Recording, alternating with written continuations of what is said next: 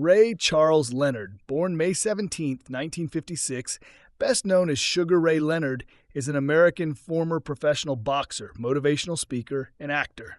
Often regarded as one of the greatest boxers of all time, he competed professionally between 1977 and 1997, winning world titles in 5 weight classes, the lineal championship in 3 weight classes, as well as the undisputed welterweight championship. Leonard was part of the Four Kings, a group of boxers who all fought each other throughout the 1980s, consisting of Leonard, Roberto Duran, Thomas Hearns, and Marvin Hagler. As an amateur, Leonard won a light welterweight gold medal at the 1976 Summer Olympics. The Four Kings created a wave of popularity in the lower weight classes that kept boxing relevant in the post-Muhammad Ali era, during which Leonard defeated future fellow International Boxing Hall of Fame inductees Hearns, Duran, Hagler, and Wilfred Benitez. Leonard was also the first boxer to earn more than $100 million in purses and was named Boxer of the Decade in the 1980s. The Ring magazine named him Fighter of the Year in 1979 and 1981, while the Boxing Writers Association of America named him Fighter of the Year in 1976, 1979, and 1981. In 2002, Leonard was voted by the Ring as the 9th greatest fighter of the last 80 years. In 2016, he was voted by the Ring to be the greatest living fighter. BoxRec ranks him as the 14th greatest boxer of all time, pound for pound. Early life. Leonard, the 5th of 7 children of Cicero and Getha Leonard, was born in Wilmington, North Carolina. He was named after Ray Charles, his mother's favorite singer. The family moved to Washington, D.C. when he was 3, and they settled permanently in Palmer Park, Maryland when he was 10. His father worked as a supermarket night manager, and his mother was a nurse. He attended Parkdale High School.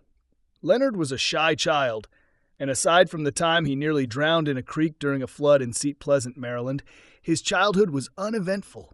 He stayed home a lot, reading comic books and playing with his dog. His mother said, "He never did talk too much. We never could tell what he was thinking, but I never had any problems with him.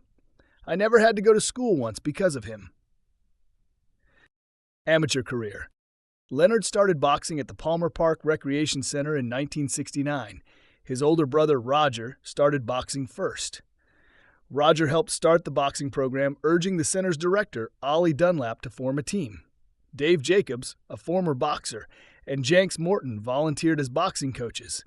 Roger won some trophies and showed them off in front of Ray, goading him to start boxing. In 1972, Leonard boxed in the featherweight quarterfinals of the National AAU tournament, losing by decision to Jerome Artis. It was his first defeat. Later that year, he boxed in the Eastern Olympic Trials. The rules stated that a boxer had to be 17 to box in international competition, so Leonard, only 16, lied about his age. He made it to the lightweight semifinals, losing a disputed decision to Greg Whaley, who took such a beating that he wasn't allowed to continue in the trials and never boxed again. Sarge Johnson, assistant coach of the U.S. Olympic boxing team, said to Dave Jacobs, "That kid you got is sweet as sugar." The nickname stuck. However, given his style and first name, it was probably only a matter of time before people started calling him Sugar Ray, after the man many considered to be the greatest boxer of all time, Sugar Ray Robinson, 7'8". In 1973, Leonard won the National Golden Gloves Lightweight Championship, but lost to Randy Shields in the lightweight final of the National AAU tournament. The following year, Leonard won the National Golden Gloves and National AAU Lightweight Championships. Leonard suffered his last 2 losses as an amateur in 1974. He lost a disputed decision to Anatoly Kamnev in Moscow, after which Kamnev gave the winner's trophy to Leonard. In Poland, local fighter Jan Kłacz was given a disqualification victory over Leonard after being knocked down 3 times in the first round, but the referee ruled that Leonard had punched after the bell. Leonard won the National Golden Gloves and National AAU Light Welterweight Championships in 1974. The following year, he again won the National AAU Light Welterweight Championship, as well as the Light Welterweight Championship at the Pan American Games. In 1976, Leonard made the U.S. Olympic team as the light welterweight representative. The team also included Leon and Michael Spinks, Howard Davis Jr., Leo Randolph, Charles Mooney, and John Tate. Many consider the 1976 U.S. team to be the greatest boxing team in the history of the Olympics. Leonard won his first 4 Olympic bouts by 5-0 decisions. In the semifinals, he faced Kazimierz Szczerba and won a 5-0 decision. In the final, Leonard boxed the great Cuban knockout artist Andres Aldama, who scored 5 straight knockouts to reach the final and would go on to win the gold medal at the 1980 Summer Olympics. Leonard landed several good left hooks in the first round. In the second, he dropped Aldama with a left to the chin. Late in the final round, he again hurt Aldama, which brought a standing 8 count from the referee. With only a few seconds left in the fight, a Leonard combination forced another standing 8 count. Leonard was awarded a 5-0 decision and the Olympic gold medal. Afterward, Leonard announced, "I'm finished. I've fought my last fight. My journey has ended. My dream is fulfilled. Now I want to go to school." He was given a scholarship to the University of Maryland, a gift from the citizens of Glenarden, Maryland. He planned to study business administration and communications, 42-43. He finished his amateur career with a record of 165-5 and 75 KOs. 1. Change of plans. Juanita Wilkinson, Leonard's high school girlfriend, told him she was pregnant in the summer of 1973. They decided to have the baby, but marriage would be put off until after the Olympics in 1976. Leonard would continue to pursue his Olympic dream while she and the baby, Ray Charles Leonard Jr., lived with her parents. When Leonard boxed in the Olympics, he had a picture of Wilkinson taped to his sock. Shortly before the Olympics, Wilkinson had filed an application to receive $156 a month in child support payments from Prince George's County, Maryland. She named Leonard as the father, and the county's state attorney's office filed a civil suit against Leonard to establish paternity and get support payments for the child. Leonard learned of the suit several days after returning home from the Olympics. The headline in the Washington Star read, "Sugar Ray Leonard named in welfare debt paternity suit, 33-34-43." Wilkinson went to the Olympics to watch Leonard box, but she did not tell him about the suit and never asked him for any money. "I didn't feel like being bothered by all those complications by asking him for any money for support," she said. Leonard pledged he would support his son, even if he had to scrap plans to attend college. Leonard had hoped to get lucrative endorsements following his gold medal win, but the negative publicity from the paternity suit chased off any big commercial possibilities. To make matters worse, his father was hospitalized with meningitis, and his mother had a heart attack. With neither parent able to work, with his child and the mother of his child to support, and without any endorsement opportunities, Leonard decided to become a professional boxer. 63. Professional career. Early professional career. Main article, Pete Ranzani vs. Sugar Ray Leonard. When Leonard decided to turn professional, Jenks Morton introduced him to Mike Trainer, a friend of his who was an attorney. Trainer talked 24 of his friends and clients into underwriting Leonard's career with an investment of $21,000 to be repaid within 4 years at 8% interest. Trainer then made Leonard the sole stockholder in Sugar Ray Leonard, Inc. Angelo Dundee, Muhammad Ali's trainer, was brought in to be Leonard's trainer and manager. Many of the people being considered wanted absolute control and a cut somewhere near the manager's traditional 33%. Dundee had a different proposition. Although he would prescribe the training procedures, he would leave the day-to-day work to Dave Jacobs and Jenks Morton. He would also choose Leonard's opponents. For his services, Dundee would get 15% of Leonard's purse, 65-68. Leonard made his professional debut on February 5, 1977, before a crowd of 10,270 at the Civic Center in Baltimore. He was paid $40,044 for the fight. His opponent was Luis the Bull Vega, whom he defeated by a 6-round unanimous decision. After the fight, Leonard paid back his $21,000 loan to the investors, $1475. In his 14th professional fight, Leonard fought his first world-ranked opponent, Floyd Mayweather, who was ranked 17th. The fight took place on September 11, 1978. Leonard won by a 10th-round knockout. 93 a month later, Leonard defeated his old amateur nemesis Randy Shields by a 10-round unanimous decision. On August 12, 1979, Leonard knocked out Pete Ranzini in 4 rounds to win the NABF welterweight championship. The following month, he made his first title defense against Andy Price. Price, an up-and-coming contender who was sponsored by Marvin Gaye, had a reputation for prolonged bouts in earlier fights and was believed by sports reporters to defeat or give a long fight to Leonard. Although Price landed multiple good blows, Leonard knocked him out in the first round, advancing his record to 25-0 with 16 knockouts. First world title: Leonard vs. Benitez.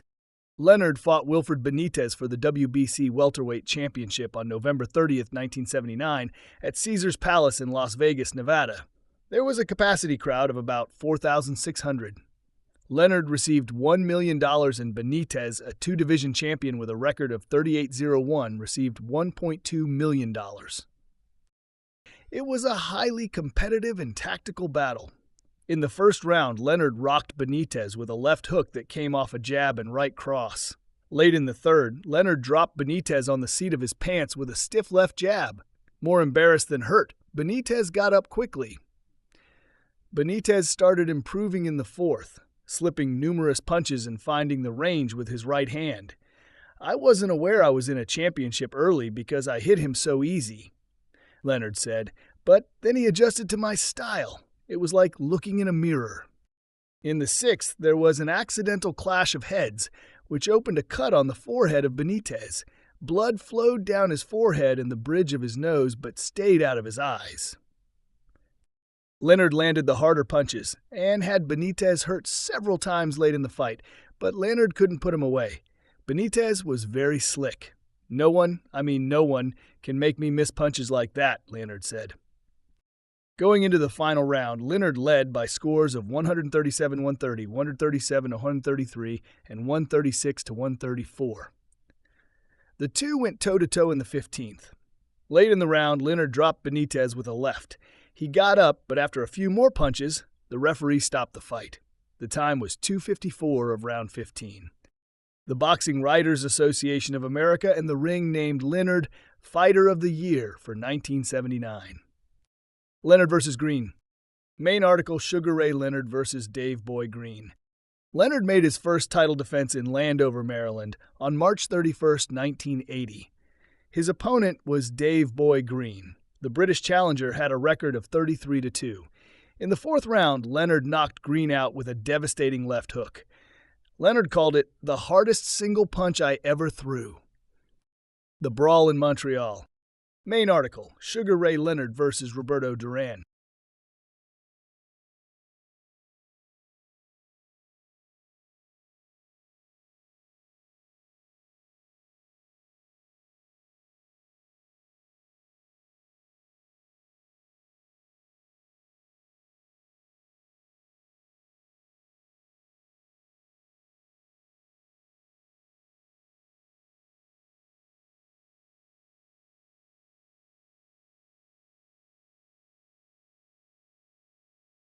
Duran forced the issue and took the fight to Leonard, cutting off the ring and denying Leonard space to fight his fight. Duran attacked at almost every turn. Leonard battled back again and again, but he had to work just to find room to breathe and swing, at times simply to survive. In the second, Duran rocked Leonard with a left hook, sending him into the ropes. Leonard started to do better by the fifth round, finding some punching room and throwing numerous multi-punch combinations. The two fought with great intensity throughout the fight. According to Bill Knack, it was, from almost the opening salvo, a fight that belonged to Duran. The Panamanian seized the evening and gave it what shape and momentum it had. He took control, attacking and driving Leonard against the ropes, bullying him back, hitting him with lefts and rights to the body as he maneuvered the champion against the ropes from corner to corner. Always moving forward, he mauled and wrestled Leonard, scoring inside with hooks and rights. For For 3 rounds, Duran drove at Sugar Ray with a fury, and there were moments when it seemed the fight could not last 5. Unable to get away, unable to counter, and unable to slide away to open up the ring, Leonard seemed almost helpless under the assault. Now and then he got loose and countered, left, right, left to Duran's bobbing head, but he missed punches and could not work inside, could not jab, could not mount an offense to keep Duran at bay. Duran was awarded a unanimous decision, although it was mistakenly read as a majority decision in the ring. The scorecard of Judge Angelo Paletti was incorrectly added and announced as 147-147. He actually scored it 148-147. In rounds, he had it 3 for Duran, 2 for Leonard, and 10 even. Sports Illustrated called his scorecard a monument to indecision. Judges Raymond Balderou and Harry Gibbs scored the fight 146-144 and 145-144 respectively. Associated Press had it 144-141 for Duran, while the New York Times had Leonard ahead 144-142. "I did the best I could," Leonard said. "I think I pretty much fought from the heart." Asked if Leonard was the best he ever fought, Duran thought for a moment and then answered, "See, Duran said. "He does have a heart. That's why he's living." No Mass in New Orleans. The rematch billed as Stone vs. Sugar once again took place November 25, 1980 at the Louisiana Superdome in New Orleans in front of 25,038 fans. Leonard received $7 million and Duran received $8 million. Dave Jacobs disagreed with the decision to have an immediate rematch with Duran and terminated his relationship with Leonard when the rematch was made. "My idea is that he should have a tune-up fight before he fights with Roberto again," Jacobs said. "I think he won the fight with Duran, but I don't think it is healthy for him to be fighting Duran right away." After the Montreal fight, Duran went on a partying binge and ballooned in weight. Leonard was aware of this, and in an interview for Beyond the Glory he said, "My intention was to fight Duran ASAP because I knew Duran's habits. I knew he would indulge himself. He'd gain 40 to 50 pounds and then sweat it off to make 147. Unlike the fight in Montreal, Leonard used his superior speed and movement to outbox and befuddle Duran. The whole fight, I was moving, Leonard said. And voom, I snapped his head back with a jab. Voom, I snapped it back again. He tried to get me against the ropes. I'd pivot, spin off, and pow! Come under with a punch. In round 7, Leonard started to taunt Duran. Leonard's most memorable punch came late in the round. Winding up his right hand as if to throw a bolo punch, Leonard snapped out a left jab and caught Duran flush in the face. "It made his eyes water," Leonard said. He continued to taunt Duran mercilessly. He stuck out his chin, inviting Duran to hit it. Duran hesitated. Leonard kept it up, continuing to move, stop, and mug. In the closing seconds of the 8th round, Duran turned his back to Leonard and quit, saying to referee Octavio Mayran, "No mas," English, "no more." Leonard was the winner by a technical knockout at 2:44 of round 8, regaining the WBC welterweight championship. Leonard led by scores of 68-66, 68-66, and 67-66. Duran said he quit because of stomach cramps caused by overeating after the weigh-in. At the end of the 5th round, I got cramps in my stomach, and it kept getting worse and worse, Duran later said. I felt weaker and weaker in my body and arms. He then announced, "I am retiring from boxing right now." During the night, Duran was admitted to a hospital with stomach pains and discharged the following day. Everyone was surprised by Duran's actions, none more so than his veteran trainers, Freddie Brown and Ray Arcel. "I was shocked," Brown said. There was no indication that he was in pain or getting weak. Arcel was angry. "That's it," he said. "I've had it. This is terrible. I've handled thousands of fighters and never had anyone quit on me. I think he needs a psychiatrist more than he needs anything else." Duran's manager, Carlos Aleda, said, "Duran didn't quit because of stomach cramps. He quit because he was embarrassed. I know this." According to Randy Gordon, who witnessed Duran's antics beforehand and was in his dressing room immediately afterwards, Duran quit because of his huge eating binge prior to the fight. "I made him quit," Leonard said. To make a man quit, to make Roberto Duran quit, was better than knocking him out. Second world title, Leonard vs. Bonds. Main article, Sugar Ray Leonard vs. Larry Bonds. On March 28, 1981, Leonard defended his title against Larry Bonds, the WBC sixth-ranked contender, at the Carrier Dome in Syracuse, New York. Bonds was a southpaw, which made him a good opponent for Leonard, given that his next opponent was scheduled to be the WBA light middleweight champion Ayub Kaluli, a southpaw. Leonard was the aggressor throughout, with Bonds circling the ring. He staggered Bonds with a right in the fourth round and dropped him with a follow-up combination. Bonds got up and continued to move with Leonard in pursuit. Leonard dropped him again in the 10th. Bonds rose, but Leonard didn't let him off the hook. The referee stopped the fight with Bonds taking punishment in a corner. Leonard vs. Kaluli. Main article, Ayub Kaluli vs. Sugar Ray Leonard. Leonard moved up to the junior middleweight division and faced Kalul on June 25, 1981 at the Astrodome in Houston, Texas. Kalul, who was 36-0, had been the WBA light middleweight champion for 2 years. Kalule and his handlers had expected Leonard to use lateral movement against him, but Leonard chose to fight inside instead. Citation needed. After 8 tough rounds, Leonard was ahead, although Kalule appeared to be coming on strong in the 8th and 9th. Leonard finally hurt him with a right to the head. Shortly afterward, Leonard dropped him with a flurry of punches. Kalule got up, but the referee waved it off. Leonard celebrated his victory with a full 360-degree no-hands flip. Despite an official stoppage time of 2.59, the fight was actually stopped at 3.6 into the round, meaning Kalule should have been saved by the bell. The Showdown. Main article, Sugar Ray Leonard vs. Thomas Hearns. Promoted as The Showdown, Leonard fought Thomas Hearns on September 16, 1981 at Caesars Palace in Las Vegas to unify the World Welterweight Championship in a scheduled 15-rounder. They fought before a live crowd of 23,618. Hearns was paid $5.1 million, and Leonard made over $11 million. The fight grossed over $35 million. The live gate was $5.9 million, and the revenue from pay-per-view was $7.5 million. Hearns, 32-0 with 30 knockouts, won the WBA welterweight championship in 1980, scoring a second-round knockout of Jose Pepino Cuevas in Detroit, Michigan.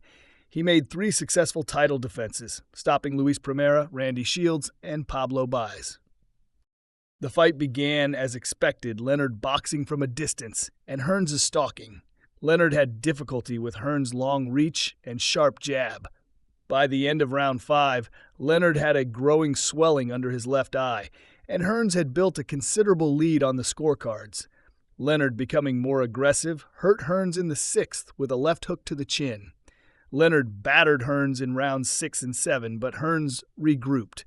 Hearns started to stick and move, and he started to pile up points again.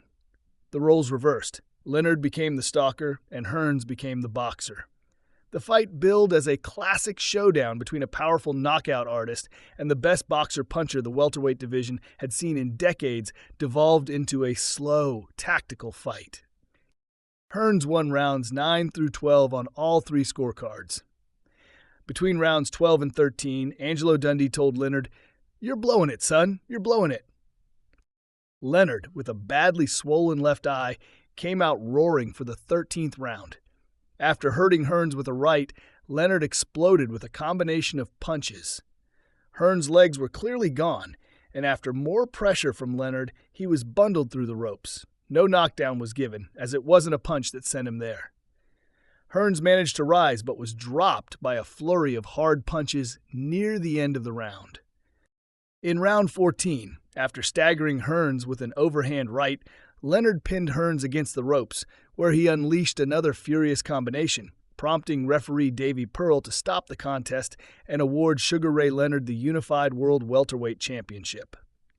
Hearns was leading by scores of 124 to 122, 125, 122, and 121. After the fight, there was controversy due to the scoring of rounds 6 and 7. Even though Leonard dominated, hurting Hearns and battering him, all 3 judges gave both rounds to Leonard by a 10-9 margin. Many felt that the 10-point must-scoring system was not properly used, and those rounds should have been scored 10-8. Some also considered the stoppage premature. Veteran ringside commentator Don Dunphy said, "They're stopping the fight. I don't believe it. Hearns was ahead on points." However, Emmanuel Stewart, Hearns' manager and trainer, said, "I felt that the referee was justified in stopping the fight.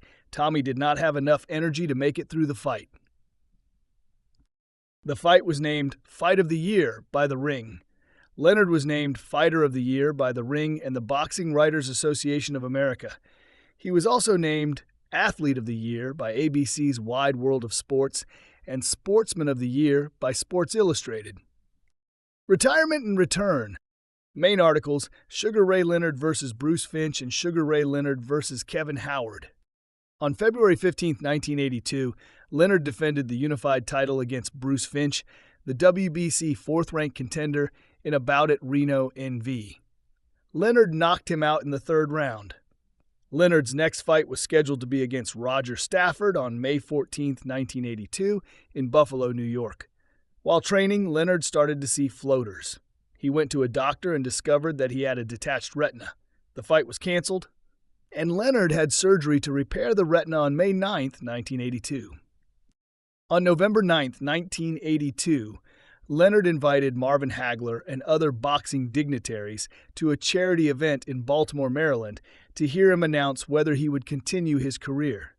Standing in a boxing ring with Howard Cosell, the master of ceremonies, Leonard announced his retirement, saying a bout with Hagler would unfortunately never happen. Leonard maintained his eye was fully healed, but that he just didn't want to box anymore. Missing the limelight and the competition, Leonard announced in December 1983 that he was returning to the ring. Leonard boasted that he would have a couple of 10-round bouts and then take on Milton McCrory, Donald Curry, Duran, Hearns, and finally Hagler. This decision was met with a torrent of criticism from fans and the media, who felt Leonard was taking unnecessary risks with his surgically repaired eye. A bout with Philadelphia's Kevin Howard, who was 20-4-1, was scheduled for February 25, 1984. The fight was postponed when Leonard had minor surgery on his right eye to fix a loose retina. This latest eye problem further fueled the flames of those who opposed Leonard's comeback. Before the fight with Howard, Dave Jacobs rejoined Leonard's team in a limited role. Jacobs had quit in 1980, disagreeing with Leonard's decision to have an immediate rematch with Duran. Leonard and Howard fought on May 11, 1984, in Worcester, Massachusetts. Howard knocked Leonard flat on his back in the fourth round. It was the first knockdown of Leonard's professional career. Leonard came back to stop Howard in the ninth round, but the stoppage was disputed, with some feeling that the referee stopped the fight prematurely. Leonard was ahead on all three scorecards at the time of the stoppage. At the post-fight press conference, Leonard surprised everyone by announcing his retirement again, saying he just didn't have it anymore. Leonard vs. Hagler. Main article: Marvin Hagler vs. Sugar Ray Leonard. On March 10, 1986, Marvin Hagler knocked out John Mugabe in 11 rounds to retain the undisputed world middleweight championship for the 12th time and advance his record to 62-2-2. After the bout, Hagler stated it may be his last fight. "I was ringside," Leonard said. "I'm watching John the Beast Mugabe outbox Hagler. Of all people, John the Beast Mugabe." It was then that Leonard decided to come back and fight Hagler. He called Mike Trainer and said, "I can beat Hagler." On May 1, 1986, Leonard announced on a Washington, D.C. talk show that he would return to the ring to fight Hagler. The announcement generated a lot of controversy because of Leonard's inactivity and eye injuries, yet it also excited many sports fans who had hoped to see them fight years earlier. Hagler took a few months to decide, then agreed to the match. The fight, promoted as the Super Fight and the King of the Ring, was scheduled for April 6, 1987 at Caesars Palace in Las Vegas. Leonard was guaranteed $11 million, and Hagler was guaranteed $12 million. Hagler was a heavy favorite. The odds started at 4-1, then settled at 3-1. A paying crowd of 12,379 generated a live gate of $6.2 million. According to Bob Arum, The fight grossed $78 million, which equates to around $179 million in 2020. The original fight plan for Leonard was to go toe-to-toe with Hagler and try to cut him, but the plan changed about 5 days before the fight.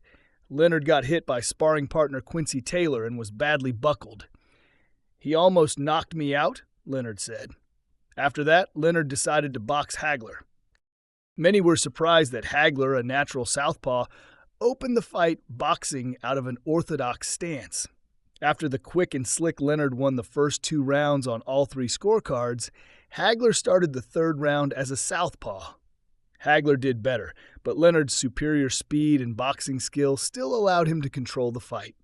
Hagler looked stiff and mechanical and missed the speedy Leonard time and again, prompting CBS ringside commentator Gil Clancy to remark, "And is he ever missing? Leonard isn't doing anything to make him miss. He's just missing." By the 5th, Leonard, who was moving a lot, began to tire and Hagler started to get closer. Hagler buckled Leonard's knees with a right uppercut near the end of the round, which finished with Leonard on the ropes. Hagler continued to score somewhat effectively in round 6. Leonard, having slowed down, was obliged to fight more and move less. However, he was able to outpunch Hagler along the ropes and got the better of several bristling exchanges. Hagler never seized total control of the fight as he had against Thomas Hearns 2 years earlier, when he brutalized Hearns and scored a 3rd-round knockout. Hagler's punches lacked snap, and although he was scoring solidly to the body, he looked nothing like the powerful fighter who had dominated the middleweight division for the previous 5 years. Leonard's observation that the Hagler who beat John Mugabe was older and slower proved to be spot on. In rounds 7 and 8, Hagler's southpaw jab was landing solidly, and Leonard's counterflurries were less frequent. Round 9 was the most exciting round of the fight. Hagler hurt Leonard with a left cross and pinned him in a corner. Leonard looked to be in trouble, but he furiously fought his way out of the corner. The action seesawed back and forth for the rest of the round, with each man having his moments. However, Hagler's moments were more spectacular, and one of Hagler's cornermen, Roger Perron, in an interview that took place on an episode of HBO's Legendary Nights episode segments in 2003, later stated that the 9th round was probably Marvin Hagler's best round. Round 10 was tame by comparison, as the pace slowed after the furious action of the previous round, but with Hagler having more spectacular moments. Despite Leonard's obvious fatigue, he boxed well in the 11th. Every time Hagler scored, Leonard came back with something flashier and more eye-catching, if not as effective. But at that point in the fight, Hagler appeared to be slightly more ring general and clearly more aggressive. Between rounds 11 and 12, Leonard's trainer, Angelo Dundee, implored Sugar Ray to get up off his stool, yelling, "We got 3 minutes! New champ! New champ!" Leonard yelled, "Yeah!" and played to the screaming crowd. Hagler's corner was much more reserved, prompting Clancy to comment, "They're talking to him like it's an IBM meeting or something. No emotion." In the final round, Hagler continued to chase Leonard. He hit Leonard with a big left hand and backed him into a corner. Leonard responded with a furious flurry, landing few punches but whipping the upset-hoping crowd into a frenzy. Hagler backed off, and Leonard danced away with Hagler in pursuit. The fight ended with Hagler and Leonard exchanging along the ropes. At the final bell, even uniformed ringside security rushed into the ring, applauding and lauding Leonard's effort. Leonard threw 629 punches and landed 306, while Hagler threw 792 and landed 291. Leonard was awarded a controversial split decision. Judge Dave Moretti scored it 115 to 113 for Leonard, while Judge Lou Filippo had it 115 to 113 for Hagler. Judge Jose Guerra scored the fight 118 to 110 for Leonard. Many felt that Hagler deserved the decision because he was the aggressor and landed the harder punches. Scottish boxing journalist Hugh McIlvanney wrote that Leonard's plan was to steal rounds with a few flashy and carefully timed flurries. He was happy to exaggerate hand speed at the expense of power, and neither he nor 2 of the scorers seemed bothered by the fact that many of the punches landed on the champion's gloves and arms. Many others felt that Leonard deservedly got the decision, arguing that Leonard landed more punches and showed better defense and ring generalship. Jim Murray, longtime sports columnist for the Los Angeles Times, wrote, "It wasn't even close. He didn't just outpoint Hagler, he exposed him. He made him look like a guy chasing a bus. In snowshoes, Leonard repeatedly beat Hagler to the punch.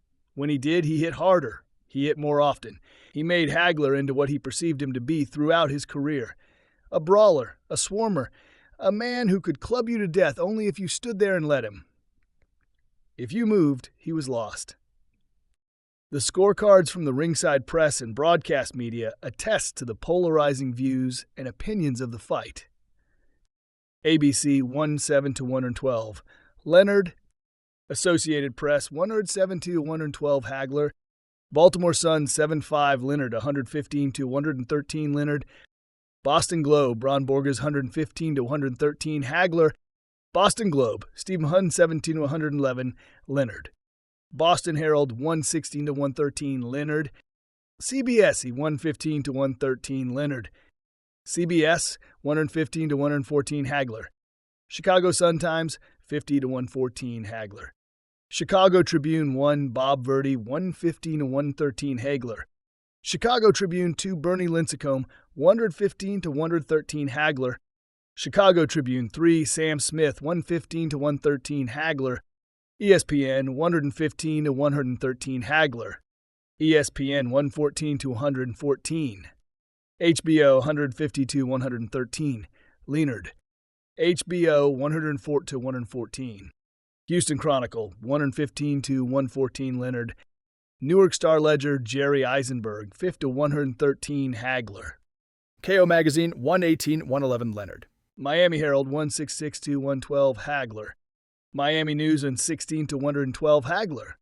Los Angeles Times 187-111 Leonard. Newsday 115-114 Hagler. New York Daily News 170-111 Leonard. New York Daily News 2 Michael Katz 171-112 Leonard. New York Post 114-114. New York Post 2 Jerry Lisker 115-113 Hagler. New York Times Dave Anderson 114-114. Oakland Tribune 170-112 Leonard. Philadelphia Daily News 160-112 Leonard. Philadelphia Daily News 2 115-113 Hagler. Ring Magazine Nigel Collin 15-113 Leonard. Ring Magazine Phil Martyr 140-114. San Jose Mercury News 116-115 Hagler. Seattle Times 115-113 Hagler. Sports Illustrated Hugh McIlvanney 116-112 Hagler. Sports Illustrated William Knack 116-114 Leonard. Sports Illustrated Pat Putnam 150-113 Hagler. United Press International 116-112 Leonard. USA Today 150-113 Leonard. Washington Post 14-114. The fight was named Fight of the Year and Upset of the Year by The Ring. Despite requests from the Hagler camp, Leonard was uninterested in a rematch and retired on May 27, 1987. "I'll try. I'll give it a shot," Leonard said of his latest retirement. "But you guys know me." A month after Hagler's formal retirement in June 1988, Leonard would announce another comeback. Second comeback, Leonard vs. Lalonde. Main article, Donnie Lalonde vs. Sugar Ray Leonard. On November 7, 1988, Leonard made another comeback, facing Donnie Lalonde at Caesars Palace in Las Vegas. They fought for Lalonde's WBC Light Heavyweight Championship and the newly created WBC Super Middleweight Championship, which meant that Lalonde had to make 168 pounds. Many were critical of the fact that Lalonde's light heavyweight title was on the line when the weight limit of the fight with Leonard was at 168 pounds, and critical of Leonard for stipulating that his opponent, a natural 175-pounder, should weigh less than his usual fighting weight, which could possibly weaken him. However, Lalonde later told HBO's Larry Merchant that he didn't have any trouble making weight. Lalonde 31-2 with 26 knockouts was guaranteed at least $6 million, and Leonard was guaranteed over $10 million. This would be Leonard's first professional fight without Angelo Dundee. For Leonard's fight with Hagler, Dundee worked without a contract and received $175,000, which was less than 2% of Leonard's purse. Dundee was unhappy with that amount. He requested a contract for the Lalonde fight, and Leonard refused. "I don't have contracts. My word is my bond," Leonard said. Jenks Morton and Dave Jacobs trained Leonard for the Lalonde fight. Lalonde's size and awkwardness troubled Leonard. In the fourth round, a right hand to the top of Leonard's head dropped him for just the second time in his career. Early in the ninth, Lalonde hurt Leonard with a right to the chin. Leonard fired back and hurt Lalonde with a right. He drove him to the ropes and unleashed a furious assault. Lalonde tried to tie up Leonard but got dropped with a powerful left hook. He rose, but was soon down again, and the fight was stopped. Judges Chuck Giampa and Franz Marty had Leonard ahead by scores of 77-74 and 77-75, respectively.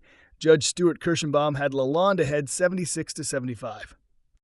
After the fight, Leonard vacated the light heavyweight title but kept the super middleweight title. Also, Leonard and Jenks Morton split because of personal differences. Morton was replaced as co-trainer by Pepe Correa, who had worked with Leonard for most of the previous 15 years. Leonard vs. Hearns. Main article, Sugar Ray Leonard vs. Thomas Hearns II. On June 12, 1989, Leonard defended the WBC Super Middleweight Championship in a rematch with Thomas Hearns at Caesars Palace. It was promoted as The War. Hearns was guaranteed $11 million, and Leonard was guaranteed $14 million.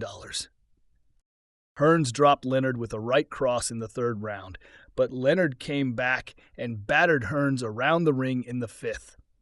Early in the seventh round, Hearns hurt Leonard but punched himself out, going for the knockout. With Hearns fatigued, Leonard came back and had a strong finish to the round. Rounds 9 and 10 were good rounds for Leonard, but he ran into trouble in the 11th round. 3 booming rights from Hearns sent Leonard down for the second time in the fight. Knowing he needed a big finish, Leonard fought furiously and had a big final round.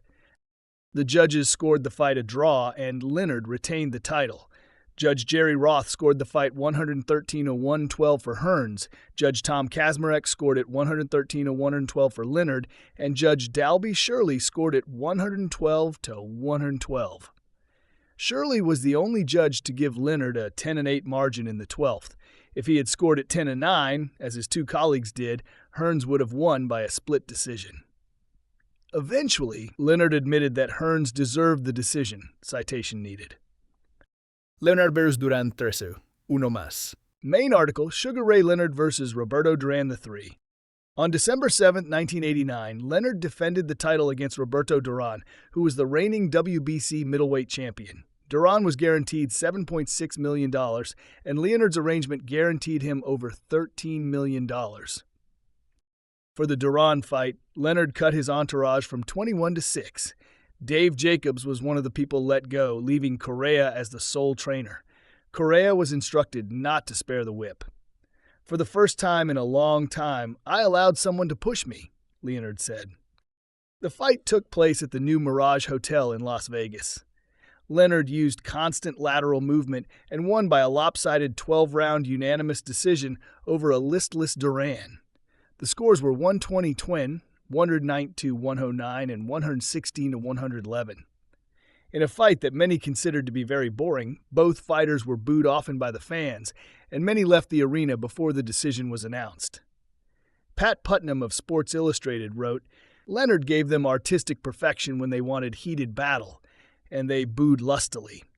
Most fight fans would not spend a dime to watch Van Gogh paint sunflowers, but they would fill Yankee Stadium to see him cut off his ear." Although Leonard dominated the fight, he suffered several cuts. His lower lip was cut from a headbutt in the 4th round, his left eye was cut in the 11th round, and his right eye was cut in the 12th round. The cuts required a total of 60 stitches.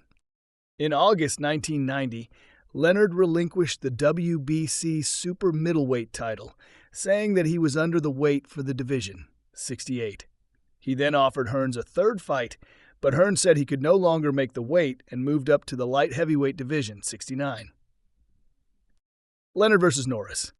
Main article, Terry Norris versus Sugar Ray Leonard. On February 9, 1991, Leonard went down to 154 pounds and fought WBC light middleweight champion Terry Norris at Madison Square Garden. Leonard entered the bout as a 3-1 favorite, but Norris dominated the fight, giving Leonard a heavy beating.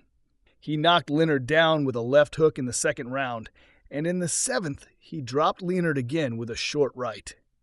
Leonard had no answer for the skillful, younger, faster man. Leonard went the distance, but lost by a lopsided decision. The scores were 120-104, 119-103, and 116-110. After the verdict was announced, Leonard announced his retirement. "It took this fight to show me it is no longer my time," Leonard said. "Tonight was my last fight. I know how Hagler felt now." Final comeback. Main article, Sugar Ray Leonard versus Hector Camacho. In October 1996, the 40-year-old Leonard announced that he was coming out of retirement to fight 34-year-old Hector Camacho for the lightly regarded International Boxing Council IBC Middleweight Championship. Camacho, a light-hitting southpaw, was a 3-time world champion with a record of 62-3-1. However, Camacho was also considered to be past his prime. Leonard decided to fight Camacho after commentating on Camacho's fight with the 45-year-old Roberto Duran the previous year, describing the disputed unanimous decision as an early Christmas gift. Leonard blamed his poor performance against Norris on lack of motivation, a rib injury, moving down in weight, and divorce, which was being litigated while he was in training. "It was stupid for me to fight Norris at 154 pounds, Leonard said. "This is different. I'm in the best shape possible." For the Camacho fight, Leonard had a new trainer, Adrian Davis. "He's a great trainer, a throwback," Leonard said. "He has really helped me get ready." In January 1997, it was announced that Leonard had been voted into the International Boxing Hall of Fame in Canastota, New York. The rules state that a boxer must be retired for 5 years before being eligible for induction. When the vote took place, Leonard had been retired for more than 5 years. Therefore, he was eligible, even though he had a fight scheduled. The induction ceremony was on June 15, 1997. The fight with Camacho took place on March 1, 1997 in Atlantic City, New Jersey. Camacho applied pressure from the opening bell and started to score well in the third. He continued to score well in the fourth and opened a cut above Leonard's right eye. In the fifth, Camacho dropped Leonard with a right followed by 2 left uppercuts. Leonard got up but was unable to ward off Camacho. The referee stopped the fight, with Camacho teeing off on a defenseless Leonard on the ropes. It was the only time in Leonard's career that he was knocked out. Afterward, Leonard retired again, saying, "For sure, my career is definitely over for me in the ring." However, less than a week after the fight, Leonard said he planned to fight again. He blamed his loss on a torn right calf muscle. His doctor suggested that he cancel the fight, but Leonard wanted to go through with it. Before the fight, he was given a shot of Novocaine. Leonard said he planned to have a series of tune-up fights before fighting a champion.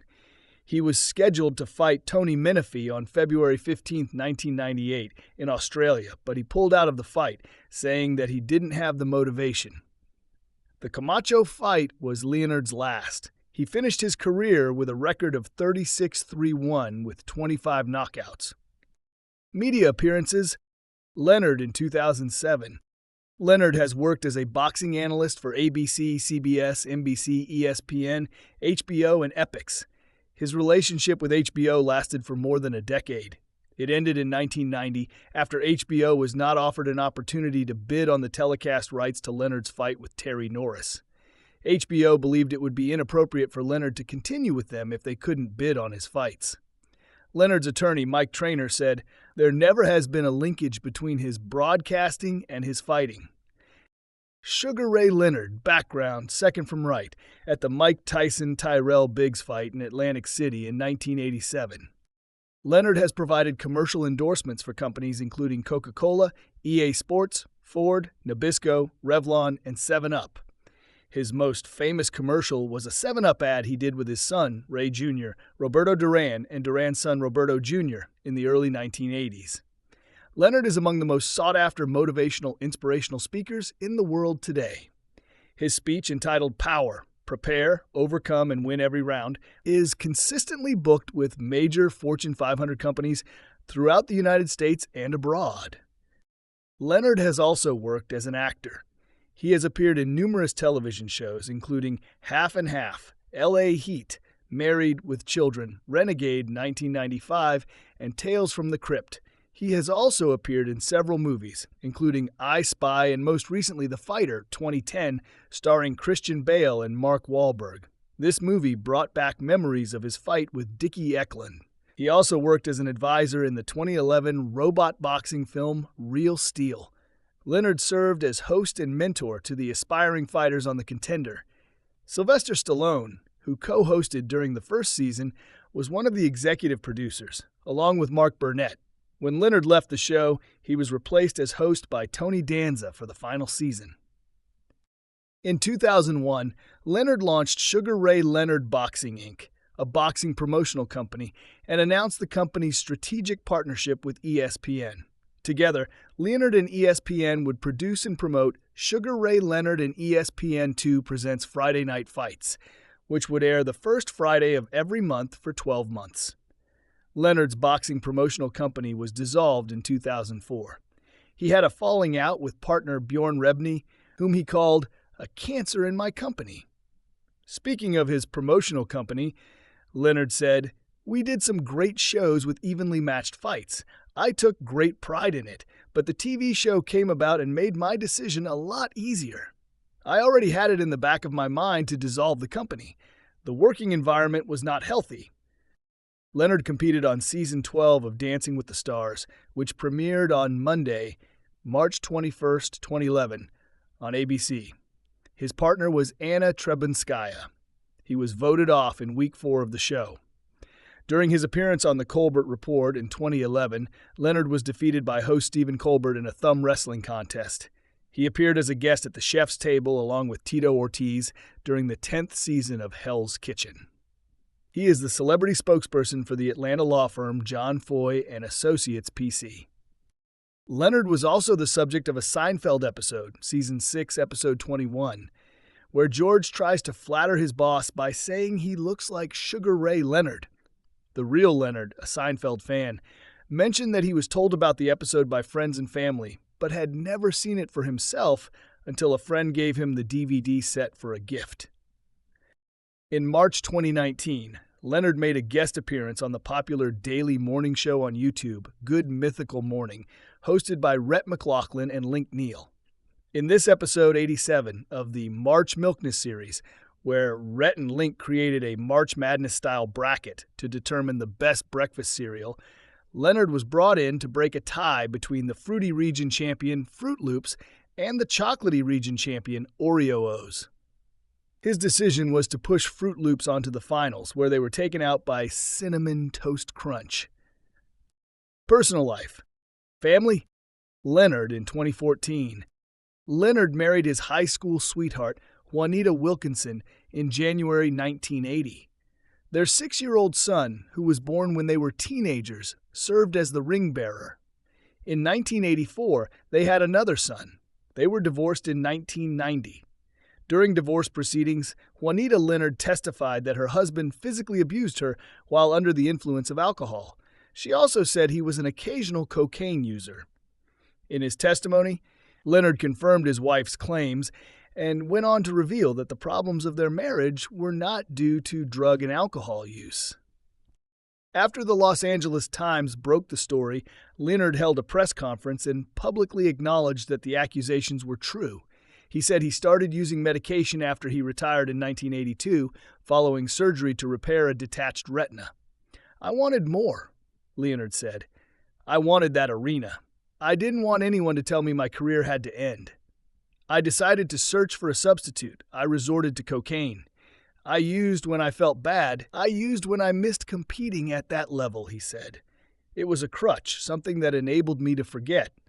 He said he quit using drugs in early 1986 when he woke up one morning and what I saw in the mirror was scary.